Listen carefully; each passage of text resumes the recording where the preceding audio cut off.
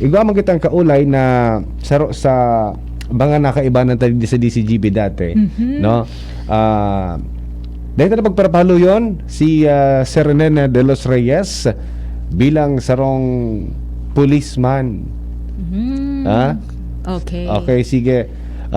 Kuya ayan. Renen de los Reyes, good afternoon. Yes, Kuya A, Ate Jen, maray na pagkahapon and welcome back po sa indong pagpunta sa Boracay. Wow, And thank you syempre so po, much. Pati sa Boracay, nasundan mo kami ayo, nakamonitor kita. Sabi ko kay Jen, kung maprograma ka umakyat sa Boracay, pakiplay man tayo kan so the best ang papa ko. Oo, kasi Father's Day ng Sunday. Iyo baga, kan Domingo. Opo. Belated Happy Father's Day pala, Kuya Renen. Yes, Okay. si Sir Renen po, siya po ang Municipal Community Affairs and Development dyan kan sa Bato, Oo, PNP. Bato, PNP. Opo. Okay, sige. Sir Renen, maray na hapon sa imo bilang sarong pabinghani pambungad na katanungan. Paano mo po masasabi na calling from the Lord ang pagiging mong pulis? Okay, talag po, Happy Father's Day pala ko yung A sa kabos ng Father Manggeraray. Nagpunan sa ko yung career po way back December 1, 2010. Opo. So, nakikonsyan sang makapag-apply man kita sa sa Philippine National Police. At sa kaya naging ng slow kang phone sa pag-applyan, sa medical. Nag-speak na man, siguro po kumang kayo siguro ng sabi ko, hindi na po bahala sa kuya. Let your will, not my will. Diyan. Okay, nagtapos ka Sir Renen. Ano pong kursong tinapos mo? Opo, I am a graduate of Bicol University. Course ko is Bachelor of Communication Arts, major in journalism. And dyan man po ako nag-OJT sa DCGB po. Ikaw ko taong nakatukaw digdi, ano?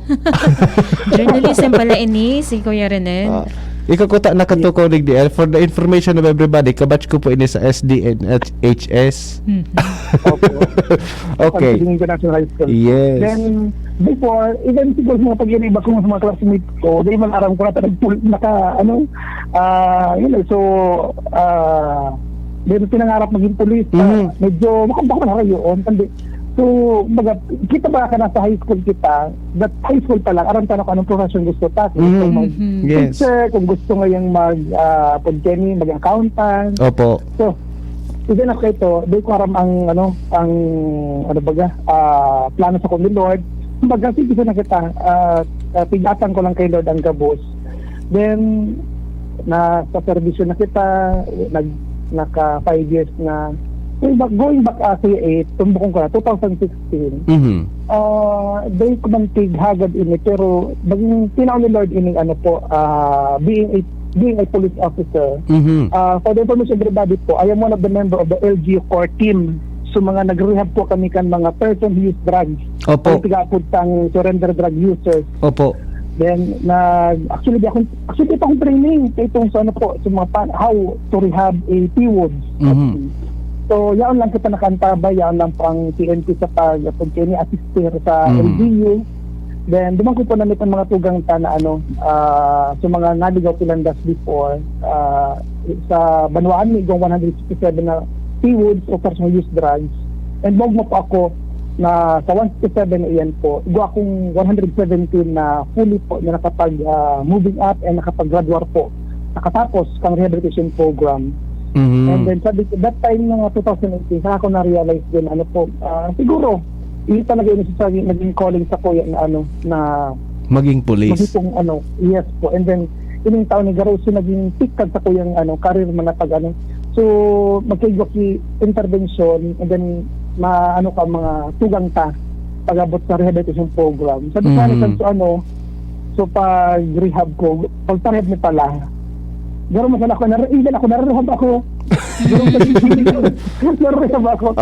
May mga salient points duman na masasambutan ta ko natin ng mga tugang tao, nagkaigoki, naging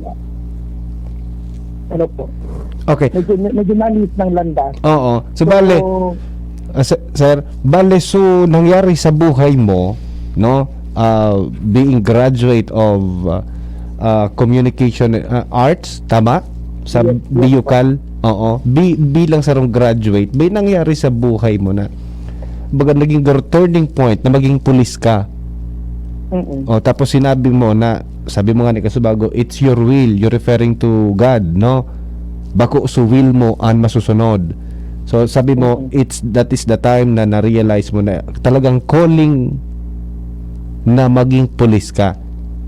Yes po. Opo. And then, So, Sir Renen, paano ka po nagre-response sa pinag-aapod na calling kan sa tuya na Diyos, di ba? Sabi mo nga ni, calling from God. Paano po, ano pong response mo duman? Pag sinabing naging pulis ka na, ano na so sa imong, sabi nga ni partner, so pangduwa niyang question, ano ang sa imo ng pinigigibo to na magresponde or mag-response sa calling Sa pang-urual sa daw na pang-urual buhay. daw na buhay. that time po, lalaong yan, sabi ko, ini pala so rason ko na tigibo mo ako, Lord, or kumbaga, ginuhit sa kong bitis.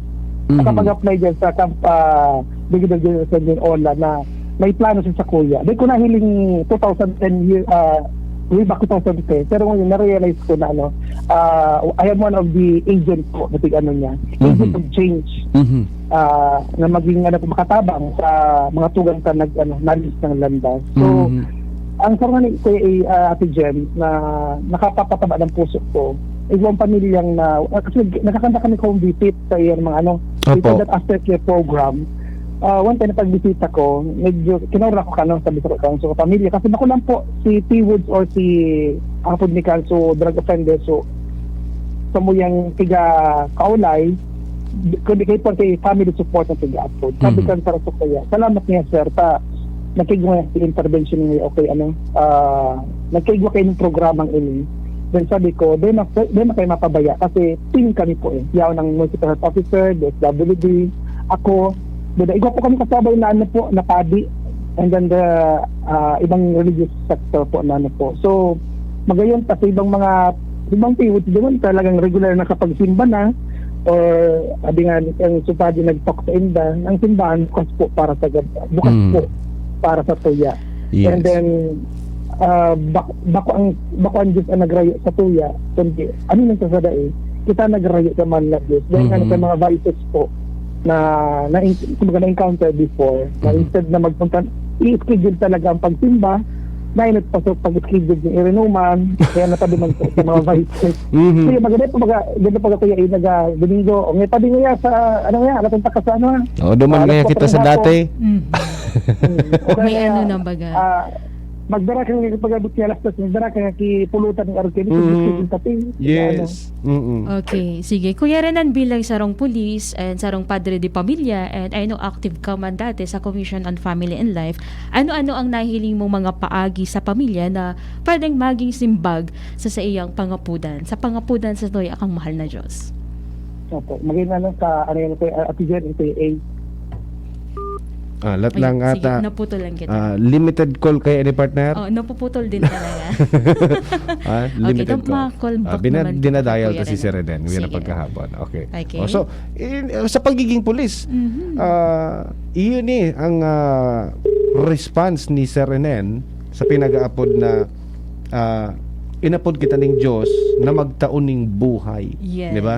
Oo. That is His way of giving life. Okay. Sir, maray na hapon Kuya giraray. Renan, go ahead po. Opo.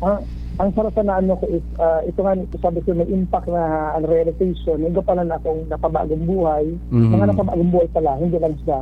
And then, sabi ko, na pag may time ka mo, lalo kung kapulig ko pa kita, sabi ko, magsimba po kita, ihanapan sa schedule. Kung di kaya sa hapon, siyempre, medyo late na baga po, di latag kita alas 5 ng aga, pas magpunta kita sa simbahan. Igo pa yung Sabado, hindi tayo, kung di kita may trabaho, alatang schedule Sabado makapag-simba po. So, ito ang para sa realization ko, na igo pa na akong pamilya, na kumbaga natabangan, bako lang po dahil sa trabaho ko, kundi sa calling na sa kuyang career.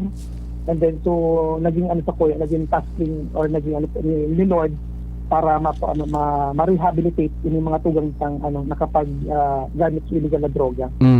Okay. So, ini ang pinag-apod na bukasyon. Kasi, di ba, Sir Renen, vocation is different from occupation.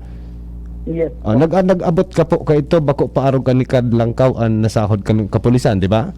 Ay, bako po. Ganyan lang, palitri lang. Kasi baka sabihon ka ni ba na, ay, ngayon, nagpulis ngayon, yan, talangkaw ngayon ang sahod, di ba? Now, yaon so enthusiasm mo na makapaglingkod and then makapagpabagong buhay. In that, sa pagiging sarong pulis, sabi ko nga ni Kasabago, si Sir Renel inapod ning mahal na Diyos na magtaon ning buhay sa paagi ning pagiging pulis na makasalbar kan mga tawon. Yes. Nasa rehabilitation siya, di ba? And masiguro ang seguridad to sa palibot. Correct. Diba? Oo. Okay, so Anyway, Di na kitang oras? sa imong mensahe, Sir Renen Tabe, sa gabos sa mga nagaantabay, manunggod sa kung ano man ang bukasyon na sa indang naiisipan or gustong sa buhay.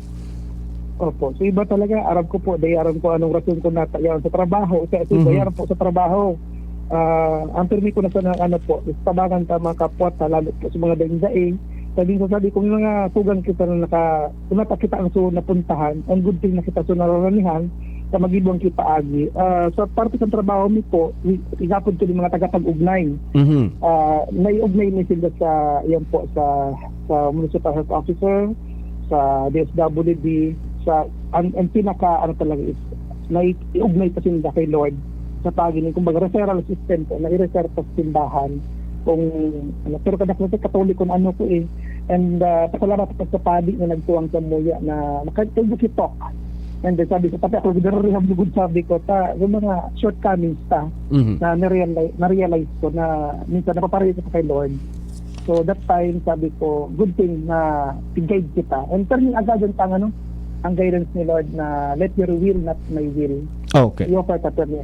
And sa daily na pagtrabaho, kung anong trabaho tamang ganyan, kung sa gobyerno kita, sa pribado, ika na po Lord ang bahala po, mahid sa kuya. Okay. Salamatan po, Sir Renen de los Reyes, on Municipal Community Affairs and Development kan Bato, PNP. Okay, thank you so much, Kuya Renan de los Reyes. Okay? Alright, sige. Magayon ng partner, ano? Yes.